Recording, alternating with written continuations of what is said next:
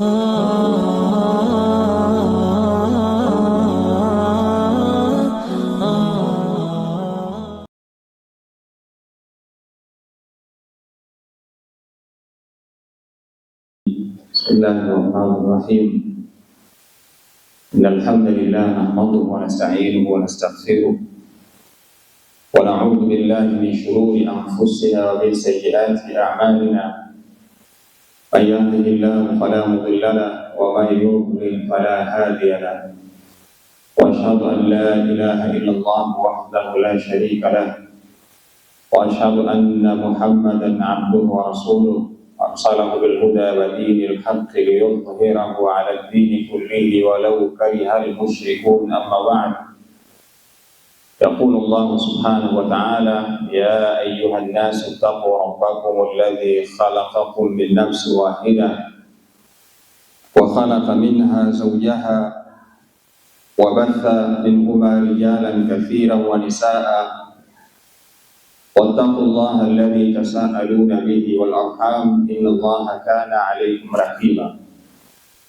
وقال أيضا سبحانه وتعالى: يا أيها الذين آمنوا اتقوا الله وقولوا قولا سديدا يصلح لكم أعمالكم ويغفر لكم ذنوبكم ومن يطع الله ورسوله فقد فاز فوزا عظيما.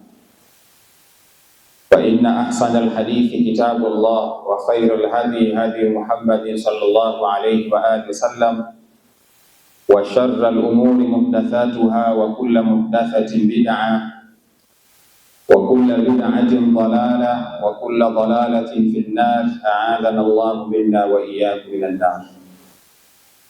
Baada ya kumshukuru Allah subhanahu wa ta'ala na kumtakia ziada za rahma kipenzi chetu na kipenzi cha Allah Bwana Mtume Muhammad sallallahu alayhi wa alihi wasallam, tunabudi kumshukuru Allah kwa ihsani yake na mapenzi yake aliyotuwezesha kuweza kukutana tena katika jilsa yetu, tukiwa na malengo ya kuweza kubadilishana fikra, lakini pia kuendelea kuhuisha imani zetu na kupeana elimu ya mambo mbalimbali katika Uislamu. Tunamuomba Allah subhanahu wa ta'ala azikubali amali zetu na iwe ni sababu ya kuingia katika pepo yake ya Firdausil A'la. Leo katika majlisi yetu tunakusudia kuelezea mipango na malengo kwa ajili ya mwaka mpya wa Kiislamu, ikiwa leo tayari tumeingia tarehe 2 ya mwaka 1448 Hijiria, mwaka wa Kiislamu. Japokuwa watu wengi sana wamejisahau kwamba leo tulikuwa katika tarehe 1 kwa maana ya mwaka mpya wa Kiislamu. Watu wengi sana hawafahamu jambo hilo. Ni kwa sababu ni mwaka ambao watu hawajauzingatia, lakini ndio mwaka wa Kiislamu. Leo ilikuwa ndio mwaka mpya tarehe 1. Kwa hiyo kimsingi ni kwamba tupo katika mwaka 1448 Hijiria, mwaka wa Kiislamu, na yako mengi sana ya kuweza kuzungumza kuhusiana na Hijiria, kuhusiana na kalenda ya Kiislamu, kuhusiana na mipango mbalimbali katika Uislamu, na hasa pale ambapo unapokuwa umebadilika mwaka kuingia katika mwaka mwingine. Tarehe hii ya Hijiria ambayo asili yake imeasisiwa na Sayyiduna Umar radhiyallahu anhu wakati wa khilafa yake, ni kalenda ambayo tunasema ni kalenda ya Kiislamu ambayo ndani yake ina matukio mengi sana ya Kiislamu. Japokuwa duniani kuna kalenda nyingi sana, ukienda kule Masri, maeneo ya Alexandria, ambapo asilimia kubwa kuna wale watu wanaoabudu katika madhehebu ya Orthodox, wao kule wana kalenda yao. Orthodox nao wana kalenda yao. Ukienda nchi kama Ethiopia wana kalenda yao. Nadhani kwa Ethiopia huu utakuwa ni mwezi wa 12 kama sio mwezi wa 11. kwa wale ambao watu wanaoishi katika nchi ya Ethiopia nao wana kalenda yao. Lakini pia kuna kalenda inaitwa kalenda ya miladia, ambayo ndiyo kalenda tunayoitumia sisi, ni hii kuanzia Januari up to December. Hii ni kalenda tunasema ni kalenda ya miladia, ambayo ni maarufu sana katika majumba yetu tumeweka. Sasa kiasili kalenda hii ya miladia ni kalenda ambayo ilikuwa mwanzoni inaitwa ni Julian calendar. Ilikuwa inaitwa Julian calendar, lakini baadaye ikabadilika ikaitwa Gregorian calendar, ambayo asili yake imetokana na Pope Gregorian the 16 wa 16, ambaye asili yake alikuwa ni Mkatoliki. Ndio wao wakaja wakaanzisha hii kalenda ya January up to December. Kwa hiyo kimsingi hii kalenda inaitwa ni Gregorian calendar, na ukisema Gregorian ni jina la mtu ambaye alikuwa ni askofu au alikuwa ni papa, akiitwa Pope Gregorian the 16 wa 16.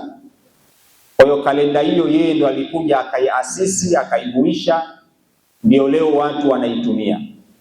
Kwa hiyo ukiona kalenda ya Januari up to December imewekwa ukutani au tunatumia kupokelea mishahara, tambua tu ya kwamba ile ni kalenda inayoitwa Gregorian calendar.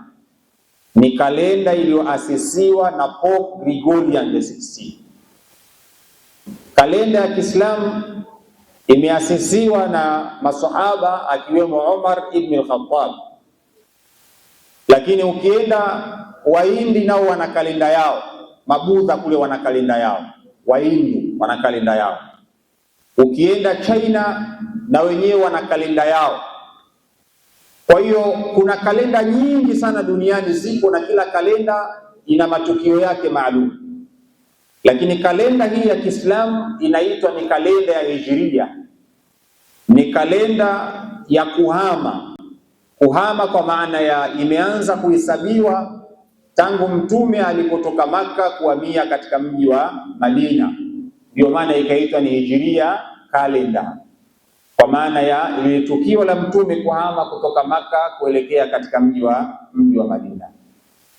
Ndugu zangu, kuna mafundisho mengi sana ambayo tunayapata katika tukio la hijra ya Bwana Mtume Muhammad sallallahu alaihi wa alihi wasallam.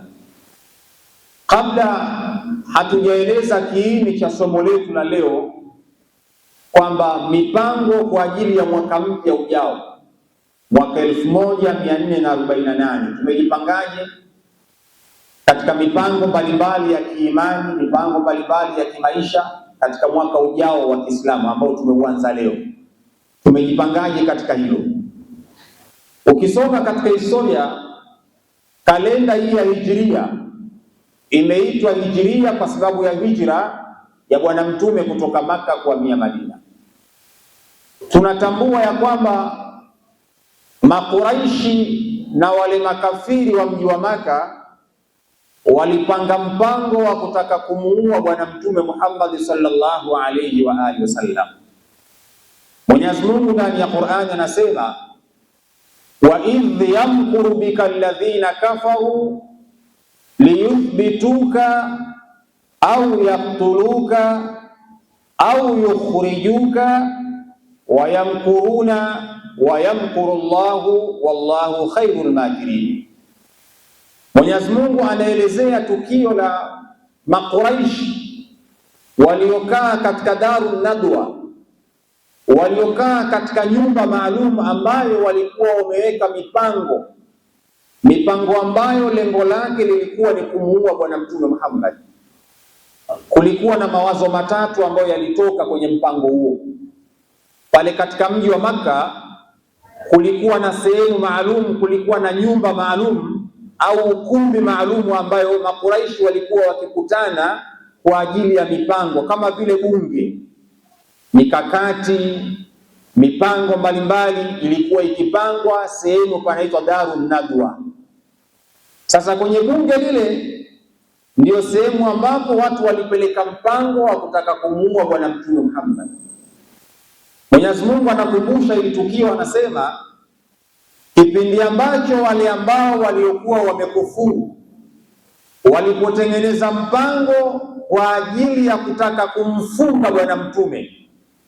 Wazo la kwanza ilikuwa ni kutaka kumfunga Bwana Mtume Muhammad sallallahu alayhi wa alihi wasallam. Jambo la pili walilokuwa wameweka azma kwenye mkutano wao ilikuwa ni kumtoa Mtume au yukhrijuka, au kumtoa Mtume pale katika mji wa Makka, kumhamisha aende katika mji mwingine. Na jambo la tatu ambalo Makuraishi walijadili katika Darun Nadwa, au liyaktuluka au yaktuluka. Mpango wa tatu ulikuwa au kumuua Bwana Mtume Muhammad sallallahu alayhi wa alihi wasallam. Mipango hii ilipangwa na Makuraishi. Mpango wa kwanza ilikuwa ni kumfunga Mtume afungwe jela. Mpango wa pili ilikuwa ni kumfanya Mtume ahame, wamhamishe pale Makka. Mpango wa tatu ilikuwa ni kumuua Mtume.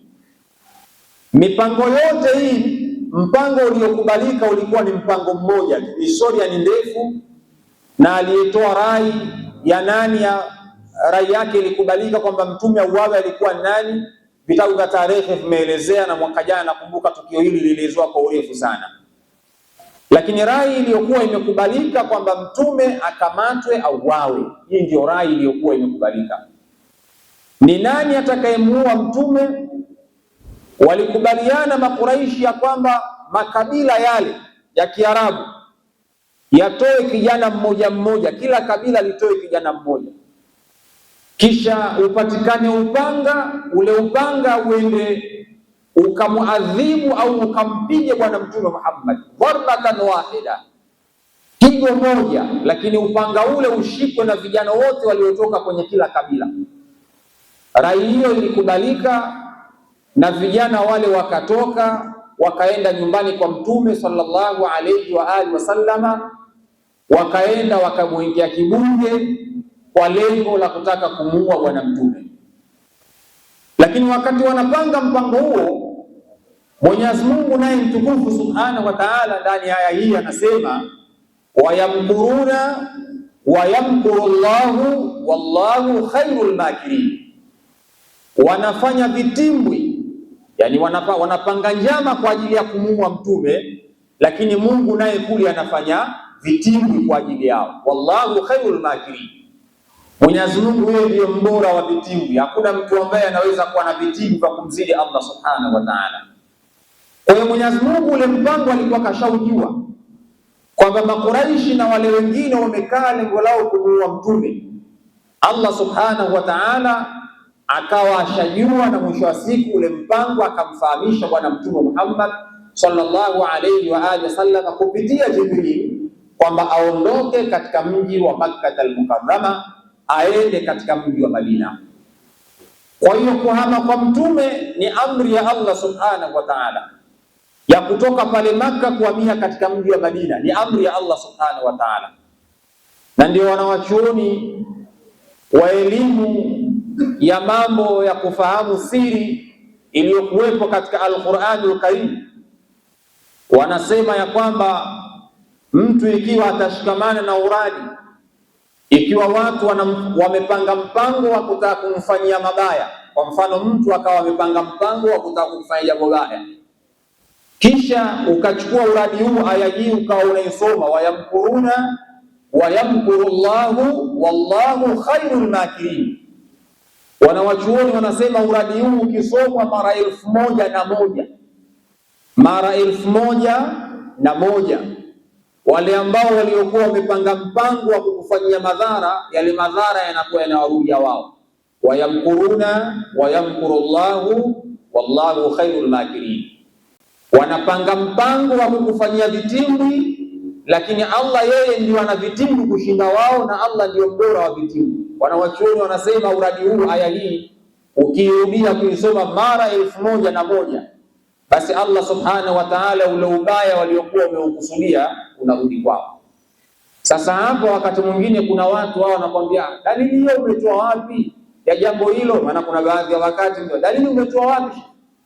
Wapi Mtume kasema ukisoma aya hiyo mara hizo watu wakipanga ubaya unakurudia?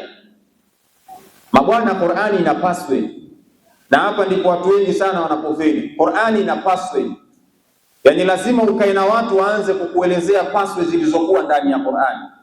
Qur'ani ni shifa, Qur'ani ni ponyo, Qur'ani ni kinga. Lakini namna gani unaweza Qur'ani kuifanya kuwa ni ponyo? Ni lazima ukae na watu wa kuelekeze kuwa Qur'ani ni ponyo. Ni namna gani unaweza kuifanya Qur'ani kuwa ni kinga? Ni lazima watu ukae nao wa kuelekeze kwamba Qur'ani ni kinga. Sasa kuna mtu ukimwambia ukisoma wayamkuruna wayamkurullahu wallahu khairul makirin mara 1001 atakwambia shekhi, nipe dalili jambo hilo umepata wapi? Akaa na watu wanaojua wa kuelekeze kodi zilizokuwa kwenye Qur'ani ili uweze kufungua Qur'ani ikusaidie kwenye maisha. Zipo aya nyingi zina siri ndani ya Qur'ani ambapo watu wengi wamefanikiwa kwa kuzisoma aya hizo na watu wamefanikiwa kwenye mambo yao. Kwa hiyo Mwenyezi Mungu kwenye aya hii anathibitisha ya kwamba yeye Allah alifanya vitimbwi kwa wale waliopanga mpango wa kumuua mtume. Kwa hiyo mtume akaamrishwa atoke katika mji wa Makka aelekee katika mji wa Madina. Ndugu zangu, kisa ni kirefu sana, lakini kimsingi mtume alipotoka katika mji wa Makka alielekea katika mji wa Madina. Hakupenda tukio lile. Mtume aliondoka katika mji wa Makka hali ya kuwa na huzuni kubwa sana. Aliondoka katika mji wa Makka hali ya kuwa na uchungu mkubwa sana. Mwenyezi Mungu anasema ndani ya Qur'an, la uqsimu bihadha albalad wa anta hillum bihadha albalad. Mwenyezi Mungu anasema naapa, la uqsimu bihadha albalad, naapa kwa mji huu. Mwenyezi Mungu alikuwa akiwapia mji wa Makkah al-Mukarrama, wa anta hillum bihadha albalad, na kwa hakika wewe Muhammad ndio mkazi halisi wa mji huu.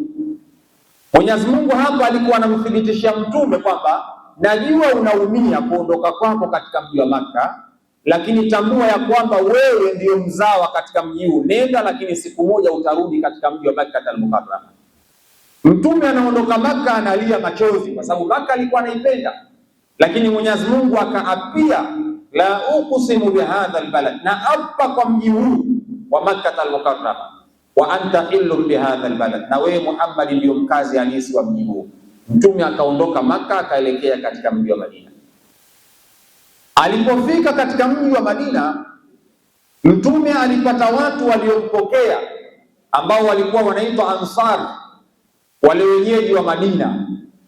Natambua wakati huo, wakati mtume anahama kutoka Makka kuhamia katika mji wa Madina, ilikuwa tayari kuna mtu alikuwa amemtuma kwenda kupeleka ujumbe wa Uislamu katika mji wa Makka. Alikuwa sahaba ambaye alikuwa akiitwa Mus'ab ibn Umair. Mus'ab ibn Umair alikuwa ni sahaba aliyetumwa na mtume kutoka Makka kwenda Madina. Kabla ya mtume hajahama kutoka Makka kwenda Madina, Mus'ab alikuwa mtu wa kwanza kwenda Madina kupeleka habari ya Uislamu. Kwa hiyo wakati mtume anatoka Makka anakwenda Madina, alikuta tayari pale Madina umeshaingia Uislamu. Uislamu uko katika mji wa Madina. Aliyempokea Mus'ab ibn Umair alikuwa ni kijana mmoja wa Kimadina, alikuwa akiitwa As'ad ibn Zurara.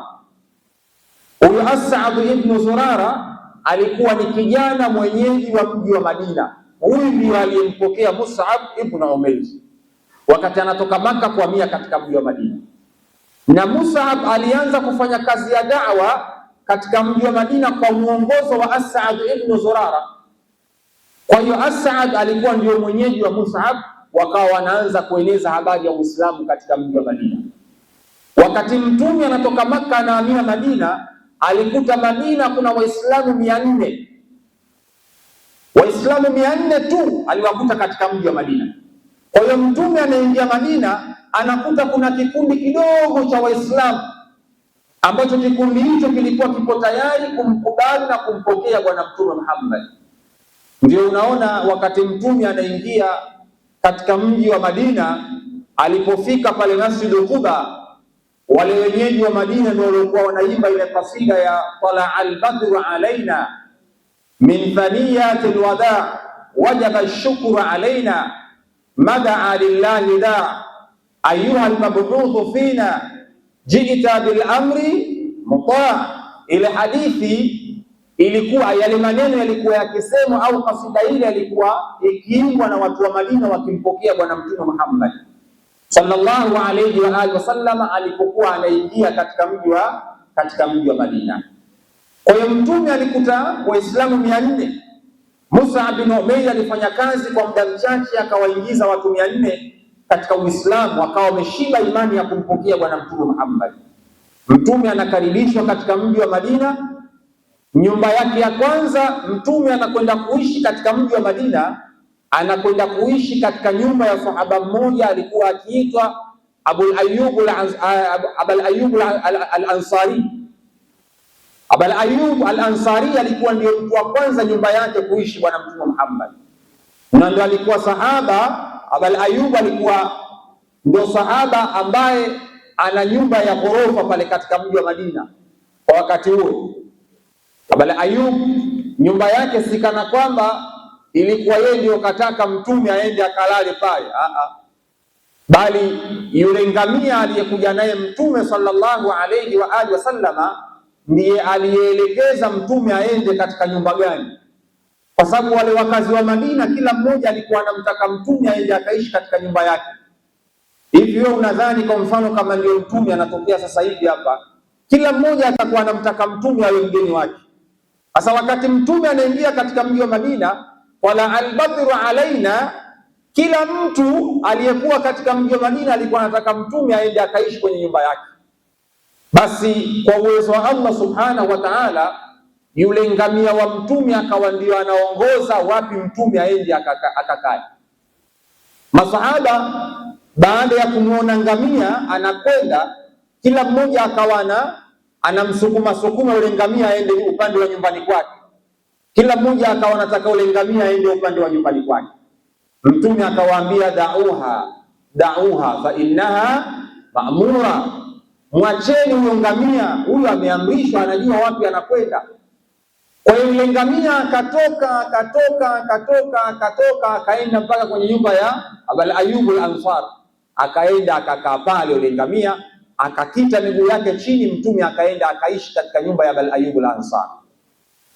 Na moja kati ya mapenzi ya masahaba kwa Mtume, wakati Mtume anakwenda kuishi katika nyumba ya Abul Ayyub al-Ansari, Abul Ayyub al-Ansari alikuwa na familia. Abul Ayyub akamwambia Mtume, wewe kakae juu, mimi nitakaa chini na familia yangu. Mtume akamwambia, wewe kaa juu, mimi nitakaa chini. Wewe kaa juu, mimi nitakaa chini. Tazama mapenzi yao masahaba, yani kwamba anafurahi ugeni ule kuja katika nyumba yake, anamwambia Mtume, kaa juu, mimi nitakaa chini na familia yako. Mtume anasema, wewe kaa juu, mimi nitakaa chini. Mwisho wa siku Mtume akakaa chini katika nyumba ya Abul Ayyub al-Ansari, akawa anaishi floor ya chini. Mtume akawa anaishi pale katika nyumba ya sahaba yule. Siku moja, kabla sijaendelea mbele, ilitokea bahati moja mbaya. Abul Ayyub al-Ansari kule juu watoto wakacheza, wakamwaga maji akawa yanatuzika. Sasa yale maji akawa yanadondoka yanakuja katika sehemu ambayo Mtume aliyokuwa analala. Maji yale yalikuwa yanamwagika yakawa yanakuja sehemu ambayo Mtume aliyokuwa analala. Abul Ayyub al-Ansari akatoka mbio, akawa amekwenda kuyakinga yale maji ili asije kumloanisha Bwana Mtume Muhammad. Sasa vile vitone vilivyokuwa vinadondoka vinamgonga Abul Ayyub al-Ansari, vikawa vinamfikia Mtume kitandani kwake. Mtume akashtuka akamkuta Abul Ayyub al-Ansari amelowana. Abul Ayyub al-Ansari amelowana. Mtume anamuuliza, mabika ya Abul Ayyub al-Ansari, una jambo gani ya Abul Ayyub al-Ansari? Maji yanamwagika, kalowana.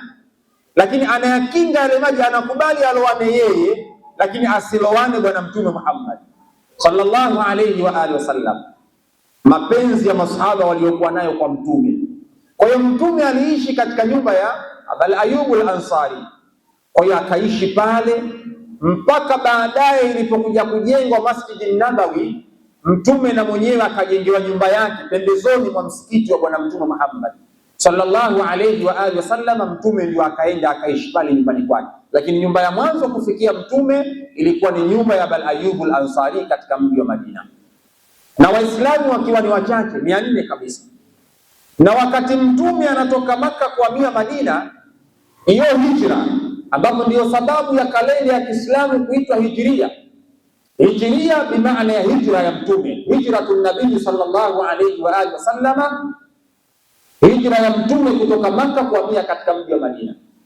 Wakati Mtume anatoka Maka kuhamia katika mji wa Madina, Maka ilikuwa haiitwi Madina, ilikuwa haiitwi Madina. Ile mji wa Madina ulikuwa hauitwi Madina, afwan, ule mji wa Madina ulikuwa hauitwi Madina, ulikuwa ukiitwa Yathrib. Lakini baada ya kuhamia Mtume, ule mji wa Madina ulipata nuru, ukahama jina kutoka Yathrib ukaitwa ni Madinatul Munawwara, maana yake mji uliopata nuru, kwa sababu ya ujio wa Bwana Mtume Muhammad. Kwa hiyo jina likabadilika kutoka Yathrib ukawa unaitwa Madina al-Munawwara, mji ulionawirika, mji uliopata nuru, kwa sababu ya Mtume kahamia katika mji wa Madina. Kwa hiyo jina lile lilipatikana kwa sababu ya hijra ya Mtume kutoka Maka kuhamia Madina. Na kimsingi ni kwamba Madina au Yathrib ilipata nuru kweli kwa ujio wa Mtume, kwa sababu kuna baadhi ya mambo ambayo yalikuwa hayapo sawa katika mji wa Madina. Siku moja niliwahi kuambia pale Yathrib, pale Madina, kabla ya Mtume hajatoka Maka kuhamia pale, kulikuwa na tatizo la maji katika mji wa Madina. Maji yalikuwa ni shida sana katika mji wa Madina. Lakini Mtume alipohamia katika mji wa Madina, jambo la kwanza alilolikuta pale ilikuwa ni wakazi wa Madina walikuwa wanapata shida na tatizo la ugonjwa wa kuharisha, kwa sababu walikuwa wanakunywa maji machafu. Ngamia wanakunywa maji hayo hayo, punda wanakunywa maji hayo hayo, farasi wanakunywa maji hayo hayo, na wanadamu wanakunywa maji hayo hayo. Mtume alikuta hali hiyo katika mji wa Madina. Alivyoona hivyo Mtume, na alivyoona watu wanapata magonjwa ya matumbo ya kuharisha kwa sababu ya maji kuwa ni machafu, alimchukua sahaba mmoja alikuwa akiitwa Ubaidillah ibn Jarrah. Ubaidillah ibn Jarrah, yule sahaba Mtume alimchukua akamwambia, sikiliza, nenda kafanye utafiti wa namna gani tunaweza kupata maji masafi katika mji wa Madina. Ubaidillah ibn Jarrah akatoka akaenda katika milima, akaenda akafanya utafiti, akaja na jibu kwa Mtume akamwambia, ili tuweze kupata maji yaliyokuwa safi inatakiwa tuchimbe maji katika vilima, yale maji yawe yanatiririka. Yakitiririka yale maji tunapata maji yanayotembea, sio maji yaliyotuama. Kwa hiyo itakuwa ni ngumu maji kuwa na bakteria, kwa sababu yale maji yatakuwa yanatiririka kutoka milimani.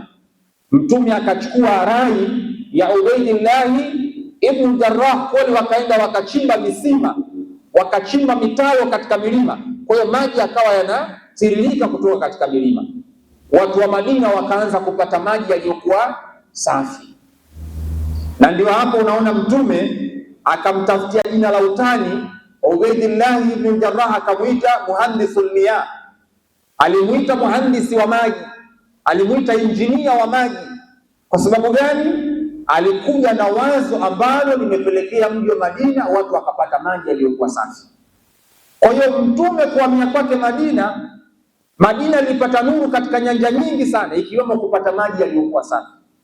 Na ndio hapa unaona umuhimu wa vijana wa Kiislamu kufanya utafiti na gunduzi mbalimbali ili kuweza kuleta natija katika jamii. Yani Ubaidillah ibn Jarrah wakati anafanya utafiti huo alikuwa na umri wa miaka 21. Alikuwa na umri wa miaka 21. Ubaidillah ibn Jarrah anakwenda anafanya utafiti, anakuja na solution ya namna gani wanaweza kupata maji yaliyokuwa safi. Hapa unapata somo ya kwamba ukiwa ni kijana wa Kiislamu lazima akili yako iwe inaanza na kufikiri na kuchakata namna gani unaweza ukawa ni sehemu ya kutatua changamoto katika jamii. Usiwe ni kijana wa kusababisha changamoto kwenye jamii. Uwe ni kijana ambaye unaweza kuleta solution ya changamoto mbalimbali katika jamii. Na ndio Mtume aliwatumia vijana katika maeneo hayo, anamtuma Ubaydillah, nenda kafanya utafiti namna gani tunaweza kupata maji yaliyokuwa safi. Kwa hiyo vijana walitumika kwenye kuleta matokeo chanya kwenye jamii. Siwaambii vijana wa leo wenye Gen Z ambao kazi yenu mnahamasishwa kwenda kufanya maandamano, mnaingia kwenda kufanya vurugu barabara ya kosa. Sisemi kwa uwezi kufanikiwa, unaweza kufanikiwa, lakini asilimia kubwa ya waliofanikiwa Dar es Salaam ni wale ambao waliokuja kutoka mikoani kuja hapa Dar es Salaam. Asilimia kubwa hao ndio waliofanikiwa. Abaitum au shiitum, ima mtakataa au mtakubali, lakini wengi waliofanikiwa ni wale ambao waliokuwa wamekuja kutoka mikoani, wamehamia hapa. Wengi wao ndio waliofanikiwa. Wale ambao ni wazao wamezaliwa hapa, waliofanikiwa ni wachache sana. Lakini wengi kwa kuwa anaamini nimezaliwa hapa, nimekulia hapa, nimesoma hapa, anaishi kwa mazoea katika umri. Kwa hiyo hijra ina manufaa makubwa. Siku moja niliwahi kuwapa mfano, hata yale magorofa ya Kariakoo yale yalikuwa ya wazee wetu yale magorofa ya Kariakoo yale yalikuwa ya wazee wetu wale. Ukisoma katika historia, mji ule ulikuwa ni wa Wazaramo, mji ule ulikuwa ni wa Wandengereko, mji ule yani ni mji wa watu wa pwani. Lakini leo ukienda pale, watu ambao wanamiliki nyumba watu wa pwani, katika watu 10 pengine mmoja. Yale magorofa sasa hivi wamenunua Wakinga, yale yashakuwa ya Wakinga magorofa yale. Magorofa yashakuwa ya Wakinga. Wametoka Iringa wamekuja hapa Dar es Salaam. Mwisho wa siku wao ndio wamekuja wamefanikiwa. Watu wanawaona kama wachawi. Wale wachawi, sio wachawi. Kuna faida ya mtu kufanya hijra ya kutoka sehemu moja kuelekea sehemu nyingine. Kwa mfano, ukizaliwa Kinondoni, ukikulia Kinondoni, ukasoma Kinondoni, unazeekea Kinondoni, mtu akikwambia chukua beseni la machungwa wewe ukatembeze uuze, wewe utaona noma. Utaona noma kwa sababu mtu anakwambia nenda Ufika ukauze machungwa. Utembee hapo uende mtaa nani hapo nyuma, Sekenke ukauze machungwa. Umezaliwa hapa. Hilo jambo utaliweza wapi bwana? Utaanza kuona pale bana kuna mwanamke fulani, pale kuna watanionaje mimi nimezaliwa hapa, uwezi kuuza. Lakini akitoka Mnyamwezi au Mdigo, katoka zake Tanga au katoka Tabora kaja hapa anauza machungwa kwa sababu hakuna anemjua hapa, hakuna mtu wa kumuonea noma. Kwa hiyo unaona faida ya hijra. Hijra ina faida yake, kwamba kutoka sehemu moja kuelekea sehemu nyingine kunampelekea mtu kupata mafanikio kwenye maisha yake. Ndio maana unaona Mtume alipotoka Makka kuhamia Madina alipata mafanikio makubwa sana, japokuwa mwanzoni hakupenda. Na ndio kawaida hijra. Hijra ukihama kutoka sehemu moja kuelekea sehemu nyingine, kuna taabu, kuna dhiki unaipata. Mimi kwa mara ya kwanza naingia katika mji wa South Africa, kuna kitu kinaitwa ni homesick. Yaani hiyo inaitwa home fever. Inaitwa home fever, inaitwa home fever. Ile homa ya nyumbani inaitwa home fever, inaitwa homa ya nyumbani. Yaani unakuwa una miss nyumbani kwa sababu huko ugenini, umekaa mbali na nyumbani. Mbali kabisa huko, una ndugu, una rafiki, una nani, una unayemjua, ndio mara ya kwanza umeingia, unaanza kukumbuka nyumbani. Kwa hiyo wakati mwingine kuhama kuna gharama yake, kuna uchungu wake. Kuondoka sehemu ambayo umezoea kuna uchungu wake, ikiwemo kupata hiyo home fever, hiyo unapata hiyo homa ya kukumbuka nyumbani. Lakini ukiweza kustahimili, kuna mafanikio makubwa sana kwa mtu kutoka sehemu moja kuelekea sehemu nyingine. Lakini pia mtu anapata exposure.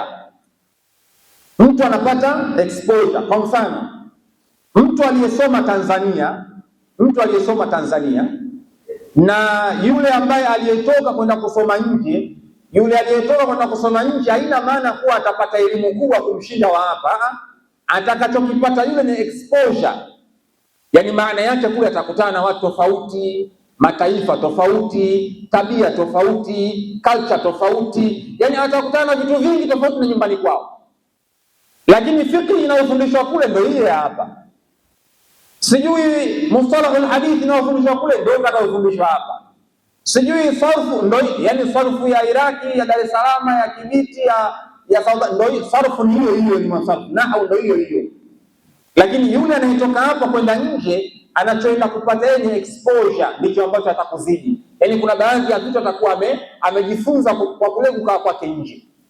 Kwa hiyo mtu kutoka sehemu moja kuelekea sehemu nyingine, pia kuna exposure mtu anakuwa anapata. Kwa hiyo hijra ina faida kwa upande mwingine, mtu anaweza kupata manufaa makubwa. Ndio maana unaona Mtume alipotoka Maka kuhamia Madina aliweza kufanikiwa kwenye mambo mengi sana kwa sababu ya hijra aliyofanya. Ndio maana wale watu wa Madina walipompokea Mtume, wao walimkubali, walimuelewa Mtume, wakampokea Mtume, wakampa makazi Mtume, na baada ya kumpokea Mtume walimpenda Mtume. Mwenyezi Mungu ndani ya Qur'ani anasema yuhibbuna man hajara ilayhim wala yajiduna fi sudurihim hajatan mimma utu wa yu'thiruna ala anfusihim walau kana bihim khasasa. Mwenyezi Mungu anasema waliwapenda wale ndugu zao waliohama, yuhibbuna man hajara ilayhim, waliwapenda wale ndugu zao waliokuwa wamehamia pale katika mji wa Madina. Kwa hiyo Mtume alipata watu waliompenda. Kule Maka walimwataka kumuua, lakini alipotoka pale Maka kuhamia Madina, wale watu wa Madina walimpokea kwa kasida, walimpenda, wakampa nyumba ya kukaa, wakampa kila kitu. Huko Maka nyumbani kwao walikuwa wanataka kumuua. Ndio Waswahili husema nabii akubaliki kwao. Sasa hivi hapa unaweza ukakaa ukasema akubaliki wao, ndio utamaduni huko hivyo. Kwa hiyo hata Mtume yule watu walikuwa wakimponda kwa sababu walikuwa wanamjua. Wewe umezaliwa nyumba ile pale, baba yako ataanza kumdharau. Lakini kumbe Mtume baada ya kutoka Maka kuhamia Madina, kule akaenda kupata heshima. Kwa hiyo tunajifunza ya kwamba kuna baadhi ya wakati ukikataliwa mahala, jaribu kumove kutoka sehemu moja kuelekea sehemu nyingine, kutoka sehemu moja kuelekea sehemu nyingine. Ile sehemu nyingine utapata heshima tofauti na pale nyumbani kwenu. Hiyo ni faida unayoipata kwenye hijra, ni faida unayoipata kwenye hijra, na aliipata Mtume katika mji wa Madina. Wale wakazi wa Madina walimpenda Mtume, wale wakazi wa Maka walimdharau Mtume na wakataka kumuua. Kwa hiyo hiyo ndio hali inavyokuwa, kwamba nabii akubaliki kwao. Kwa hiyo kuna faida kubwa kwa mtu kuhama kutoka sehemu moja kuelekea sehemu nyingine. Bali Mtume alipokuwa katika mji wa Madina, baadaye alipata nguvu ya jeshi, na ndio unaona Mtume alipokwenda katika fathu Makka alikwenda na jeshi kubwa kwelikweli ya watu kutoka katika mji wa Madina. Wanawachuoni wa historia wanasema Mtume alipokuwa anakwenda kuukomboa mji wa Makka alikwenda na jeshi la watu 12,000. Jeshi la watu 12,000 alitoka nalo Madina anakwenda Makka, kiasi ambacho siku anayoingia katika mji wa Makka Mtume sallallahu alayhi wa alihi wasallam yuko juu ya ngamia, na masahaba wanaingia pale Madina, wanaingia Makka wanatisha, wana kila aina ya wanyama, watu wengi, wana jeshi kubwa. Watu wa Makka wakawa wanaanza kuogopa kwamba Mtume kaja na jeshi hapa, itakuwaje? Atatuangamiza, tulitaka kumuua, tulimtukana, tukamfanyia kadha. Mtume alipoingia katika mji wa Makka akaanza kuwauliza watu wa Makka, madha tadhunnuna anni fa'ilun bikum al-yawm, hivi mnadhani mimi leo nitawafanya nini? Mtume anaanza kuwasimanga watu wa Makka, hivi mnadhani mimi nitawafanya nini leo? Mtume kaingia na nguvu, anatamba, lakini kilichompa nguvu ni nini? Ni hijra. Alihama kutoka sehemu moja kuelekea sehemu nyingine. Kwa hiyo Mtume kule akapata watu, akapata nguvu, akaja kuukomboa mji wa Makka. Kwa hiyo hata wakati mwingine tunajifunza ili kukomboa familia zetu, kukomboa jamii yetu iliyokuwa nayo. Wakati mwingine tunalazimika kwenda mbali na nyumbani ili tupate mafanikio kuja kukomboa hali tulizoziacha nyumbani. Tunalazimika wakati mwingine kuondoka kwenda mbali na nyumbani ili kwenda kupambana kule mbali na nyumbani, kuja kukomboa hali tulizoziacha nyumbani. Na ndio utakuta kuna baadhi ya watu wanakwenda Ulaya, wanakwenda Amerika, wanatembea duniani. Mtu anaondoka yuko mbali na nyumbani. Lakini kwa nini anaondoka nyumbani? Anaondoka kwa sababu anaona hali ni mbaya nyumbani, siwezi kuendelea kubakia kwa hapa, lazima nitoke nikapambane nije nikomboe hali mbaya niliyoiacha nyumbani. Kwa hiyo kufanya hijra wakati mwingine kuna kupa nguvu ya kwenda kupambana kuja kukomboa hali mbaya uliyoiacha nyumbani, kama unavyoona Mtume alipotoka Maka kwenda Madina, mwisho wa siku akaja kukomboa hali mbaya aliyokuwa ameiacha katika mji wa Makka al-Mukarrama. Kwa hiyo hijra ina faida, inauma, inaumiza, lakini hijra ina faida kubwa sana katika kuweza kukomboa familia. Lakini hijra inakupelekea kuweza kupata heshima. Yule ambaye aliyezoea kukaa nyumbani kila siku anaonekana tofauti na yule ambaye aliyekuwa mbali na nyumbani. Yule aliyezoeleka nyumbani kila siku na yule aliyekuwa mbali na nyumbani kuna utofauti. Yule aliyekuwa mbali na nyumbani akirudi huwa anaheshimika zaidi, siku akija kusalimia anaheshimika. Wewe uliyekuwa nyumbani pale kila siku uheshimiki kwa staili hiyo. Kwa hiyo unaona hijra inamfanya mtu anaweza kupata heshima akiwa mbali. Hiyo ni faida hijra, wakati mwingine unaweza kuifanya. Sasa madhara ya kutokufanya hijra, madhara yake wakati fulani unakaribisha kukataliwa. Yaani kwa mfano labda umezaliwa Kinondoni, umekulia Kinondoni, maisha yako Kinondoni mpaka unazeeka Kinondoni. Unaweza ukawa na jambo zuri sana, lakini ile jambo ukilisema kuna baadhi ya watu kwa kuwa wanakujua ulivyozaliwa, ulivyokuwa, ulivyosoma, michezo yako, ukiwaambia bwana nenda zako bwana. Bali nao unamwambia nani? Kwa sababu mtu anafanyaje? Anakujua. Kwa hiyo kuna hasara ya kutokufanya hijra. Hasara nyingine ya kutokufanya hijra, hata siku ukitaka kwenda kuoa nyumba ya pili, umezaliwa Kinondoni, umekulia Kinondoni, umesoma Kinondoni, michezo yako Kinondoni, siku ukiona unataka kwenda kuoa Mtawatogo, wewe umezaliwa Ufipa, watakwambia leo unakwenda kumuoa. Mimi ninakuona una michezo yako naijua. Yaani mimi ni wewe. Yaani mtu anakuona kama kaka yake. Hiyo nao ni hasara ya kutokufanya hijra. Lakini ukiondoka mbali na nyumbani, wale watu wanakuwa wakuzoe. Siku ukija ukitaka kukosa nyumba ya pili, wewe uko mbali, ile heshima inakuwa kubwa, anakubali ule kumuoa. Kwa hiyo kutokufanya hijra nako kuna madhara.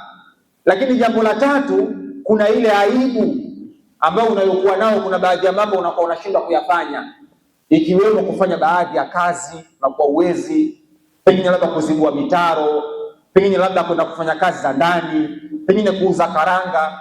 Kwa sababu mimi nawajua kuna baadhi ya watu Afrika ya Kusini wanauza pipi. Ukienda huko Afrika ya Kusini wanauza pipi, wengine wanauza machungwa.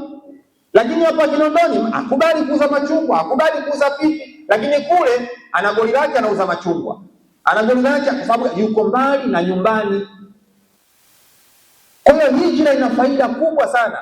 Leo hao mnawaona Waha wanapita mtaani wanauza vyombo, wanakopesha wakina mama vyombo na nini, wametoka Kigoma wamekuja hapa. Yule kijana aliyezaliwa Kinondoni mwana anachukua vyombo ukopeshe mtaani, anaona noma. Lakini Muha anatoka kule anakuja hapa anakopesha vyombo Kinondoni, kwa sababu hakuna anayemjua hapa, au ni noma. Kwa hiyo kuna faida kubwa sana ya mtu kufanya hijra kwenye maisha yake, kutoka kwenye hali moja kuelekea katika hali nyingine. Ukiona kitu akiendi vizuri, ukiona umezaliwa mfano Magomeni, Kinondoni, mambo hayaendi sawa, move, sogea kutoka sehemu moja kuelekea sehemu nyingine, kwa sababu wewe sio mti. Ikiwa unaona hapa ukubaliki, toka hapa elekea sehemu nyingine. Ukiona hapa ufanikiwi jambo, toka hapa nenda sehemu nyingine. Hiyo ndio maana ya hijra, na ndio moja ya sababu inaweza kumfanya mtu aweze kupata mafanikio kwenye maisha yake. Lakini ikiwa kila siku uko hapo hapo, kila siku uko hapo hapo, kwenye maisha yako uweze kufanikiwa. Mtume alifanikiwa baada ya kutoka Maka kwenda katika mji wa Madina, baadaye akarudi katika mji wa Maka akiwa ana nguvu, akiwa ana heshima, akiwa ana kila kitu kwenye maisha yake. Na watu wa Maka wakawa wanampenda tena, wakawa wanamheshimu kwa sababu amekuja akiwa ana nguvu. Sasa nini cha kufanya katika mwaka mpya 1448? Sisi kama Waislamu Hijria mwaka 1448. Nini cha kufanya katika mwaka mpya huu wa Kiislamu tulioingia? Cha kufanya katika mwaka mpya wa Kiislamu ni kuangalia malengo ya mwaka jana, kama tumeachieve yale malengo au hatujaachieve yale malengo. Hili ni jambo la muhimu sana. Hili ni jambo la muhimu sana kwenye maisha. yani malengo ya kiimani, malengo ya kimaisha. Unajua hii tarehe ya Hijiria zamani ilikuwa ndio tarehe ambayo wazee walikuwa wanaitumia kupanga matukio yao yote walikuwa wakitumia kupanga matukio yao yote, iwe ni shughuli ya 40, iwe ni shughuli ya hikma, iwe ni harusi, iwe ni jambo la kikao, yani jambo lolote. Wazee zamani walikuwa wakitumia kalenda ya Hijiria. Watakwambia harusi hii itakuwa mwezi 5 mfungo mosi, harusi hii itakuwa mwezi 6 Rajab, harusi hii itakuwa mwezi 8 mfungo 9. Yani wazee walikuwa wakitumia kalenda ya Kiislamu kupanga matukio yao. Kwa hiyo ni vizuri wakati mwaka mpya huu ulipoingia, tukaanza kujitathmini katika mikakati na malengo yetu ya mwaka jana. Je, tumeachieve yale malengo au hatukuachieve yale malengo? Na malengo yako mbalimbali, malengo ya kimaisha. Mwaka uliomalizika umepiga hatua kwa kiwango gani? Wapi umefeli? Wapi urekebishe? Ni mambo muhimu sana. Sayyidina Umar alikuwa na maneno yake, anasema hasibu anfusakum qabla an tuhasabu, jipimeni wenyewe kabla hamjakwenda kupimwa na Allah subhanahu wa ta'ala.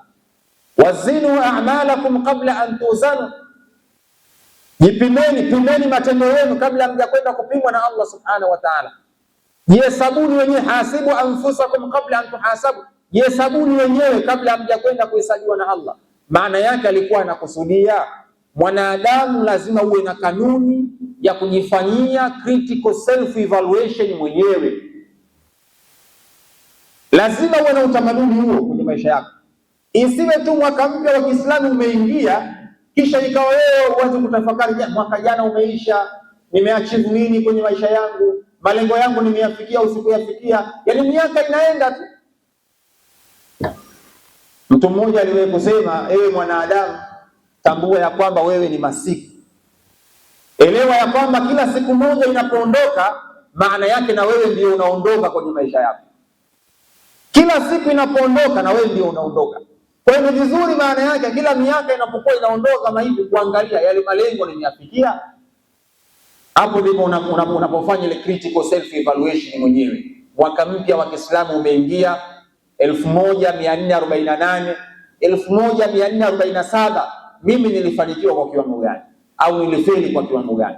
Hilo ndilo jambo ambalo Muislamu anatakiwa alifanye katika mwaka mpya wa Kiislamu.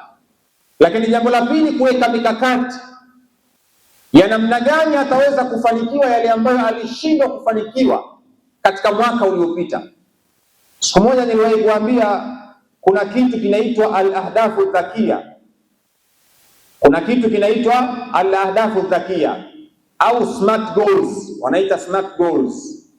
Yani mwanadamu ukiwa unaishi kwenye maisha yako, lazima uwe na malengo yaliyokuwa mazuri, mikakati iliyokuwa madhubuti kwenye maisha yako, na lazima uwe ni muhaddad. Muhaddad maana yake lazima uwe specific kwenye malengo, kwamba mimi mwaka huu na malengo 1, 2, 3. Yani lazima uainishe malengo yako, lazima uwe ni muhaddad, specific, kwamba mwaka huu mimi nina lengo 1, 2, 3. Unapambana kuhakikisha yale malengo unayafanikisha. Yani usiishi tu kama mbuzi. Kwenye maisha yako usiishi hivyo. Usiishi kama mbuzi. Mbuzi anaamka asubuhi, anakwenda kula machungani, jioni anarudi. Ana mpango wote kwenye maisha yake. Lakini mwanadamu lazima awe na mpango. Mwaka huu bwana, mimi naazimia lazima ninunue kiwanja. Mwaka huu bwana, mimi nitafungua biashara fulani. Mwaka huu bwana, mimi nitakwenda hija. Mwaka huu bwana, mimi nitakwenda umra. Mwaka huu bwana, mimi nahakikisha nisome Qur'ani mara 20. Yani lazima uwe ni muhaddad, specific. Una malengo ya aina gani kwenye maisha yako? Hilo ni jambo muhimu sana. Lakini jambo la pili, kupatikana kitu kinaitwa qabilu lilqiyas. Lazima malengo yawe ni measurable, wanasema. Lazima malengo yawe ni measurable. Lazima upime yale malengo. Ukiyapima yale malengo, manake lazima uone progress kwenye yale malengo yako. Je, ninavyoona malengo yangu nayafikia? Kuna maendeleo yoyote kwenye malengo? Yani kama umeweka mkakati wa kujenga nyumba, lazima uangalie progress ya yale malengo yako. Je, biashara yangu napata faida ninayoweka, nafanya saving kwa ajili ya kutengeneza hiyo nyumba ninayoitaka? Je, kuna progress yoyote kwenye malengo yangu? Lazima iko kitu kiwepo. Unajua kwenye maisha kuna kitu kimoja niwaambieni, yani ili uweze kufanikiwa kwenye malengo yako lazima kuwe na management katika baadhi ya mambo, lazima kuwe na usimamizi katika baadhi ya mambo, ikiwemo kwenye upande wa finance, kwenye upande wa kipato, kwenye upande wa uchumi. Lazima kuwe na management maalum, lazima kuwe na utawala maalum unaoweza kukuongoza katika kipato chako, kipi cha kutumia, kipi cha kuweka, kipi cha kuwekeza, kipi cha kujengea nyumba, ndio unaweza kufikia malengo. Lakini ikiwa kila unapata 10,000 unakwenda kutumia 10,000, yale malengo yako ya kujenga nyumba yaweze kutimia. Ndio maana wataalamu wanasema kwenye malengo, jambo la kwanza lazima kuwe na earning, wanasema ni source of income. Kwenye maisha yako hakikisha jambo la kwanza unakuwa na earning, chanzo cha mapato, source of income. Lazima unakuwa na chanzo cha mapato. Jambo la pili, ukishakuwa na chanzo cha mapato, hatua inayofuatia lazima uwe na utamaduni wa kufanya saving. Lazima uwe na kawaida ya kutunza unachokipata. Lazima uwe na kawaida ya kutunza unachokipata. Hatua ya tatu, lazima uwe na kawaida ya kitu kinaitwa investing. Lazima uinvest kile kipato chako unachokipata baada ya matumizi, kile ulichokuwa umesave unachukua unakwenda kuinvest katika baadhi ya mambo. Lazima hatua ya tatu ipatikane investment, unainvest mahala. Baada ya hapo hatua ya 4 inakuja spending, ndio hatua ya mwisho kabisa. Spending, matumizi, ndio hatua ya mwisho kabisa. Hatua ya kwanza kipato, lazima uwe na chanzo cha mapato. Hatua ya pili lazima uwe na kawaida ya kutunza unachokipata. Hatua ya tatu lazima uwekeze, ufanye investment. Hatua ya 4 ndio unakwenda kwenye spending. Sasa vijana wengi leo mnapata 10,000 mnakwenda kuonga 10,000. Abu, umesikia bwana? Unapata 10,000 unakwenda kuonga 10,000. Huwezi kuwa na maendeleo. Tatamani kuwa na gari uweze kuipata. Sasa malengo lazima uwe ni muhaddad, specific. Unataka nini kwenye maisha? Alafu ukishakuwa unajua unataka nini, lazima kuwe na kitu kinaitwa measurable.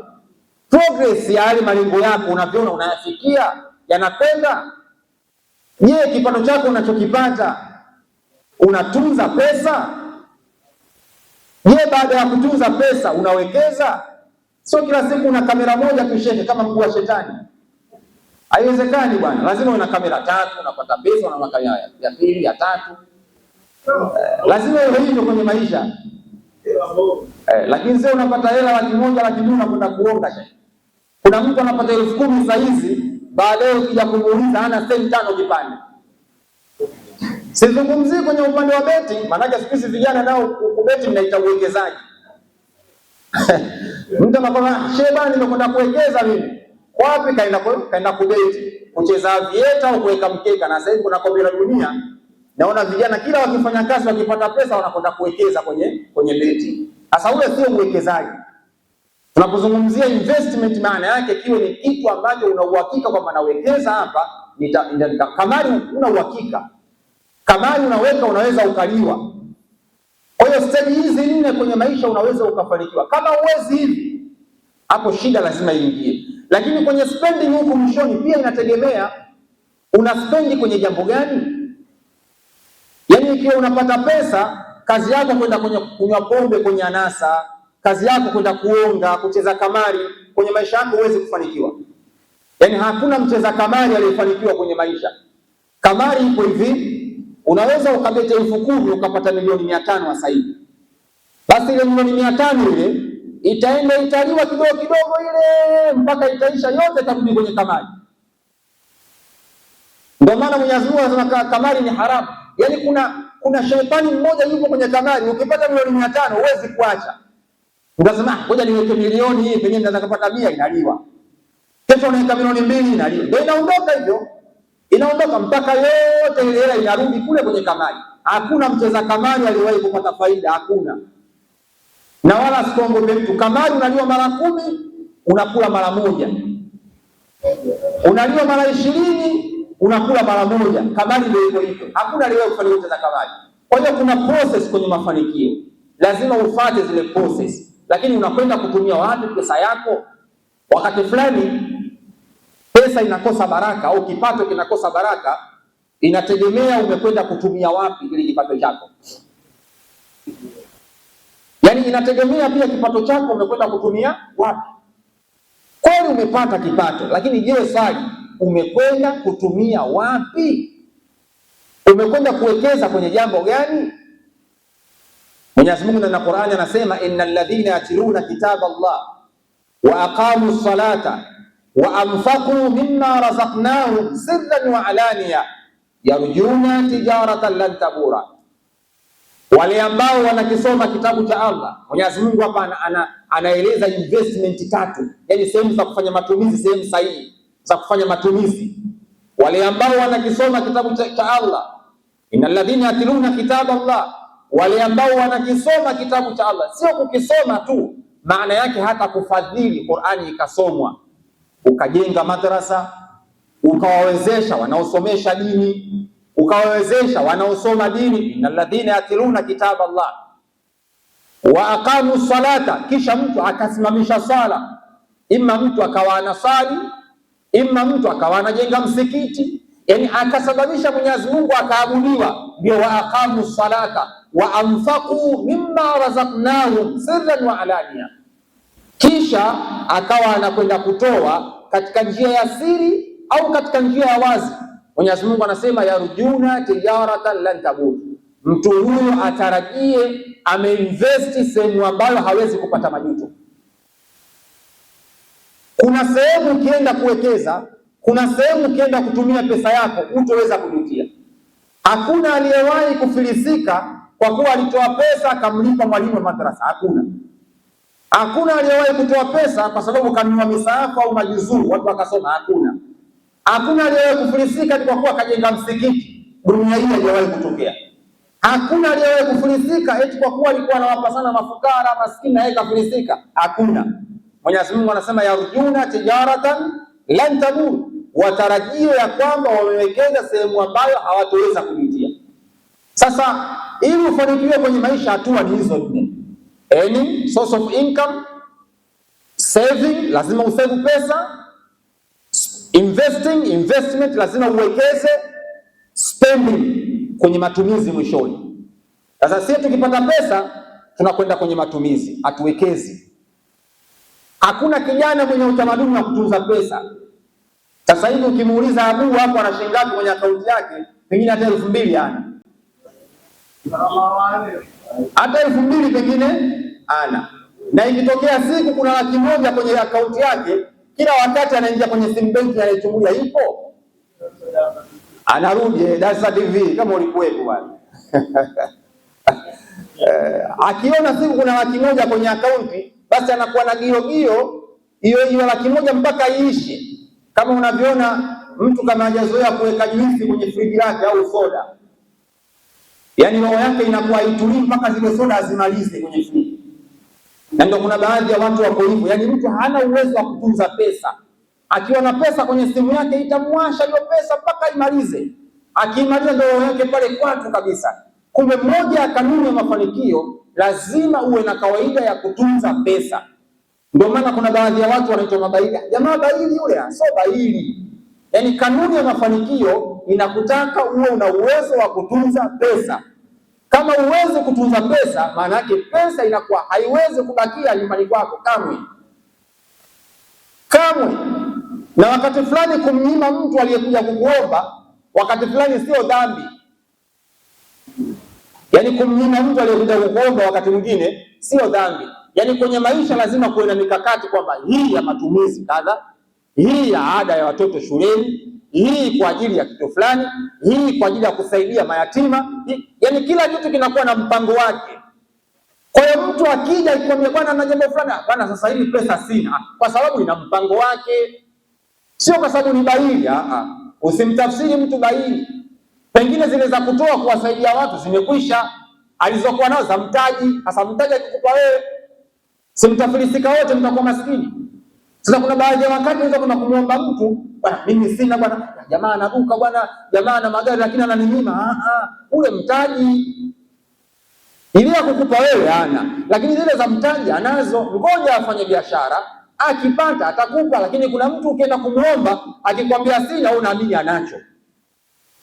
Na watu wengine hawajui msaada sio lazima, msaada sio sheria. Sasa kuna mtu mwingine akiomba akinyimwa, na kutangaza vibaya shekhe, jamaa akaninyima, jamaa na roho mbaya, jamaa hivi. Hapana, kuna baadhi ya wakati unakwenda kumuomba mtu, yule mtu kumbe pesa akukupa yeye hana, ila aliyokuwa nayo ya biashara. Kwa hiyo natakiwa uelewe kwenye mtindo wa kufanikiwa kwenye maisha, lazima uwe na kanuni ya kutunza pesa. Lazima uwe na kanuni hiyo. Unajua hata Abdurrahman bin Auf wakati anatoka Maka kuhamia Madina hakuwa na pesa. Abdurrahman bin Auf alikuwa bilionea wa Kiislamu, lakini alikuwa ameingia Madina pale, alikuwa na pesa. Lakini moja ya kanuni yake kwenye biashara alikuwa anafanya, Abdurrahman bin Auf alikuwa ana invest, alikuwa ana save, alikuwa anatunza pesa. Baada ya kutunza akawa anafanya investment, akawa anawekeza kwenye biashara. Na Abdurrahman bin Auf alianza biashara, alifanya biashara karibu 4 sokoni.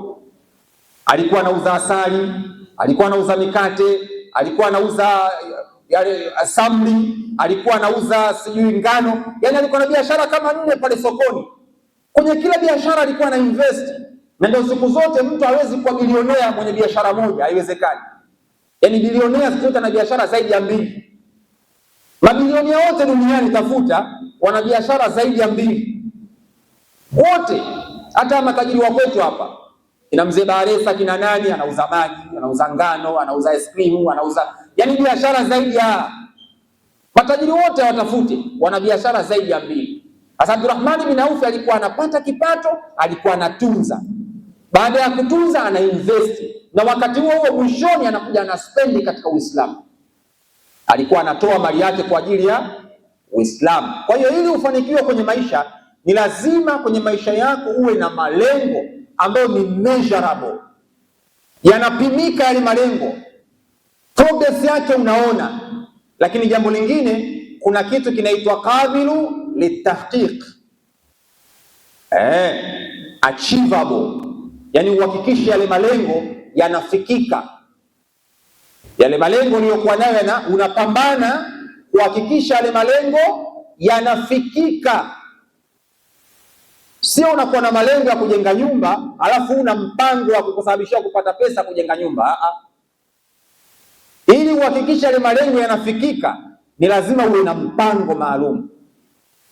Mimi nataka nijenge nyumba, basi nitakuwa na biashara ya kunyonyoa kuku sokoni, au na biashara ya kuuza broiler sokoni, na biashara ya kuuza karanga, kuuza ubuyu. Yaani lazima uwe na mpango.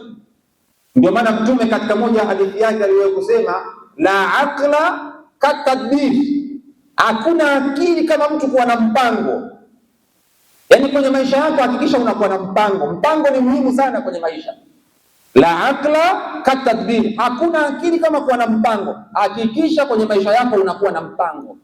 Na mjini bwana Abu ni mipango. Mjini bwana Abu ni mipango. Kama una mipango utaharibikiwa. Ndio maana Mtume akasema la aqla katadbir. Hakuna akili kama kuwa na mpango. Usikae tu kijinga mjini. Unaweza kuwa unatamani kupata gari alafu una mpango, unapataje gari? Unataka kuwa na nyumba alafu una mpango, unapataje nyumba? Ndio mwisho wa siku unasikia watu wanauza ubingwa. Kwa sababu una mpango. Sasa kama una mpango unafanyaje? Kwa hiyo lazima uwe na mpango ambao ule mpango unaweza ukasababisha ukafikia yale malengo yako. Malengo yatakiwa yawe ni achievable. Yanafikika yale malengo. Kwa hiyo mwaka 1448 ni mwaka mpya wa Kiislamu, lakini vizuri kila mmoja akawa na mipango kwenye maisha yake ili kuhakikisha ana mipango ya kiimani. Ikiwa mtu anahitaji kwenda hija, manake lazima atengeneze mpango wa kuwa na source of income ya kuwekeza kidogo kidogo ili na yeye mwakani aende hija. Mwakani na yeye aweze kwenda hija. Inawezekana ikawa kupata milioni 10. Inatufunza mambo mengi sana kwenye maisha. Inatufunza mambo mengi sana kwenye maisha ikiwemo mipango, ikiwemo kutoka sehemu moja kuelekea sehemu nyingine, ikiwemo kubadilisha biashara. Ikiwa mwaka jana umefanya biashara ya kuuza machungwa, wewe faida hamna, mwaka huu badilisha, anza kuuza karanga, unauza karanga. Ukiona nao umefeli, mwaka ujao unabadilisha. Yani unafanya hijra kwenye kila jambo mpaka ufanikiwe. Yani hakuna aliyefanya hijra ambaye hajafanikiwa, kila aliyefanya hijra alifanikiwa. Kwa hiyo hijra kwenye kuanza kutoka sehemu moja kuelekea sehemu nyingine, unaweza kufanikiwa. Hijra kutoka kwenye biashara moja kwenda biashara nyingine, hijra kutoka kwenye tabia fulani kuelekea tabia nyingine. Yani jitahidi ufanye hijra katika mwaka. Kalenda ya Kiislamu, mwaka mpya wa Kiislamu unatoa ujumbe wa watu kufanya mabadiliko kwenye maisha kwenye kila nyanja. Sasa wewe endelea kujifanya mimi hometown, nimezaliwa hapa, nimekulia hapa, mimi unaambii kitu na nini. Wanakuja hapa Wanyamwezi, wanakuja Wadigo hapa, wataendesha magari, watakuwa na majumba. Wewe uko hapa hapa, mimi hometown, mimi Msalamu, mimi Mtengereko. Una nini wewe kwenye maisha? Kwani umezaliwa mjini, una nini? Issue sio kuzaliwa mjini, issue una nini mjini? Sasa ukiona mambo yako ni magumu, fanya hijra, badilika, toka sehemu moja kuelekea sehemu nyingine, badilisha mfumo wa maisha. Isiwe unaamka asubuhi unakwenda kijiweni tu, serikali mbaya, ajira hakuna. Brother, wewe unaamka unakwenda kijiweni, wakati kule kuna watu wa zege, kule kuna watu wauza karanga kule. Mimi sijawahi kuona mtu auza karanga barabarani akazuiliwa, hakuna. Siku moja niwaambie, niliwahi kukaa na muuza kahawa. Muuza kahawa zamani tunajua sio wauza kahawa walikuwa ni Wagogo, lakini siku hizi mpaka Wamasai wanauza kahawa. Wamasai wanauza kahawa. Siku moja nilikaa na muuza kahawa, nikamuuliza, hivi wewe kwa siku unapata shilingi ngapi? Ikitokea mtu akakuajiri akulipe 450, hii kazi unaweza ukaacha uende ukaajiriwe? Akanambia, shekhe, hata kama itakuwa mtu atanilipa 500, mimi siendi kuajiriwa, nafanya kazi yangu ya kuuza kahawa. Hata kama mtu atanilipa 500 siendi, mimi kazi yangu itakuwa ni kuuza kahawa. Nikamuuliza kwa nini? Akanambia, kwa siku mimi napata 25,000 kwenye kuuza kahawa. Kwa siku 25,000. 25,000 mara mwezi shilingi ngapi? 7,500 anapata. Sasa uniambie nikaajiriwa nipate 500,000. Ya nini wakati mimi nauza kahawa napata 25,000 kwa siku? Na kweli anakwambia mimi na vijiwe 5, nikienda pale napata 8,000 kijiwe kile. Nikienda pale napata 8,000. Nikienda pale napata, yani anakuhifadhia vijiwe lakini anapata 8,000 kwa siku 25,000. Anakwambia mimi hapa gharama yangu maji tu. Naenda sehemu nachukua maji naweka jikoni na tia kahawa yangu na koroga na uza. Sina gharama ya sukari wala sina gharama ya chochote. Napata 25,000. Wewe ukiambiwa uuze kahawa uwezi. Unasema mimi nimezaliwa Kinondoni, nimezaliwa Magomeni. Brother, wewe una nini? Mtu anapata 25,000, wewe ukikaa kijiweni uwezi kuipata. Siku moja nilikaa na mtu mmoja muuza madafu. Nilimkutana naye kule Oysterbay. Nikamuuliza, brother, wewe unapata shilingi ngapi kwenye biashara yako? Akanambia, shekhe, mimi nanunua dafu moja 500, wakati mwingine nanunua 400 mpaka 500. Mimi nauza 1,000 napata faida 600. Kwa siku mimi na uwezo wa kuuza madafu mpaka 60 au 70. Shilingi ngapi nimeingiza hiyo kwa siku? Piga hesabu 600 mara 70. Na anakwambia siku nyingine biashara ikiwa nzuri nauza madafu mpaka 100. 600 mara 100 ngapi shehe? Ngapi? Shilingi ngapi? Mbona majibu manne? Hata hesabu hii inawashinda mashehe. 60,000. 600 mara 100. 60. Asante, jazakallahu khair. Sasa mtu anapata 60,000 pa day. Biashara yake ya kuuza madafu. Wewe ukiambiwa uuze madafu huwezi. Mimi nimezaliwa mjini uuze madafu. Anatokea Muha anakuja hapo mjini auza madafu anapata 60,000 kwa siku. Mara mwezi shilingi ngapi? Yaani anapata mshahara hata mwenye degree 2 hapati. Wewe unakaa mtaani, mimi nina degree nimesoma, siwezi kuuza madafu, unakaa unaanza kusumbua watu. Kumbe ulikuwa unaweza kuchukua basikeli yako ya 120,000, ukachukua mtaji wako wa 100,000, ukaanza kuuza madafu na kwa siku ukapata 50,000. Kwa siku ukapata 50,000. Lakini vijana wengi hili hawanalo kichwani. Mtu anakaa mtaani, bwana ajira hakuna bwana hivi na kuanzia asubuhi mpaka jioni, kazi yake ni majungu, fitina, yuko kijiweni tu. Lakini kumbe kuna kazi zipo nyingi mtani angeweza kufanya, angepata pesa nzuri. Na ndio maana ukaona wale vijana wengi wanaokuja hapa mjini wanaofanya biashara ya machungwa, biashara ya kahawa, biashara ya madafu, baada ya miaka mitatu wanakuwa sio wao, wale vijana. Nyie fuatilieni, hawa wanauza kahawa, wanauza machungwa na madafu, sio biashara zao mpaka wanakufa. Wanafanya biashara zile kwa miezi kadhaa tu. Baada hapo utamshangaa na kiduka chake Kariakoo cha kuuza nguo, kashakuwa machinga naye. Baada hapo unashangaa na fremu yake naye. Baada ya miaka minne ana bonge la duka. Wewe umekaa hapa mjini tu, mimi nimezaliwa hapa. Umezaliwa hapo una nini wewe shehe? Inshallah tuadhini kisha tumalizie dakika 2 tuingie katika sala ya Isha. Kwa kumalizia, leo tulikuwa tunaangazia faida zinazopatikana katika hijra ya Mtume sallallahu alaihi wasallam na mafundisho tunayopata katika hijra. Hijra maana yake ni kuhama, na tumeeleza ya kwamba mwaka mpya wa Kiislamu utukumbushe ya kwamba ipo sababu ya watu kuhama katika tabia mbalimbali kwenda katika tabia nyingine, kuhama katika maeneo kutoka sehemu moja kuelekea katika maeneo mengine, kuhama katika biashara moja unayoona kwamba ikupi faida kuhamia katika biashara nyingine, kuhama kutoka katika saiko ya watu fulani kuelekea katika saiko ya watu wengine. Yani neno hijra ni neno ambalo pana sana, lakini falsafa yake kuu ni kwamba ili mtu aweze kufanikiwa kwenye maisha ni lazima afanye hijra. Ndiyo ilompa mafanikio Mtume sallallahu alayhi wa alihi wasallam. Katoka Makka kahamia Madina, akapata mafanikio, akapata watu wapya, akapata marafiki wapya, akapata akili mpya, mipango mipya, mwisho wa siku akaja kuikomboa Makkah al-Mukarrama. Kwa hiyo kwenye maisha ni lazima Muislamu aishi na mfumo wa hijra, mfumo wa kuhamahama katika mambo. Asiwe anapenda kukaa sehemu moja tu kama mti. Lazima mtu awe anahama katika mambo mbalimbali ndio anaweza kufanikiwa kwenye maisha yake. Inshallah tumuombe Allah subhanahu wa ta'ala tujalie min alladhina yastami'una al-qawla fayattabi'una ahsana. Rabbana atina fid dunya hasana wa fil akhirati hasana wa qina adhaban nar wa adhabad dayn wa adhabal qabr wa adhab yawm al-qiyamah. Wa sallallahu ala sayyidina Muhammad wa ala alihi wa sahbihi sallam walhamdulillahi rabbil alamin.